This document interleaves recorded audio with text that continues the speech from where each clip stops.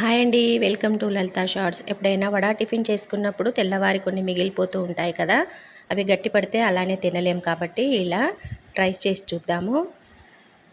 చిక్కటి పెరుగుని తీసుకొని ఉండలు లేకుండా సాఫ్ట్‌గా ఇలా మెల్ట్ చేసుకొని పక్కన పెట్టి, స్టవ్ వెలిగించి పాన్ పెట్టి ఆయిల్ వేసి ఆయిల్ వేడయ్యాక జీలకర్ర, ఆవాలు, మినపప్పు, శనగపప్పు, కొన్ని ఎండుమిరపకాయలు, ముందుగా తరిగి పెట్టుకున్న ఉల్లిపాయ, కరివేపాకు, పచ్చిమిరపకాయ ముక్కలు వేసి, ఇంగువ, కొన్ని అల్లం ముక్కలను వేసుకొని సాఫ్ట్‌గా అయిన తర్వాత రుచికి సరిపడేంత ఉప్పును పెరుగులో వేసుకొని పోపునంతా తీసి కొంచెం చల్లారపెట్టి ఇలా మెల్ట్ చేసి పెట్టుకున్న పెరుగులో వేసుకొని వడాలను ఒక్కొక్కటిగా వేసి ఒక పావుగంట నాననివ్వాలి.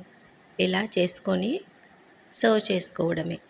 ఎంతో సాఫ్ట్‌గా, ఎంతో టేస్టీగా చాలా బావుంటాయి. తప్పకుండా ట్రై చేయండి. నచ్చితే లైక్ చేయండి, షేర్ చేయండి, కామెంట్ చేయండి.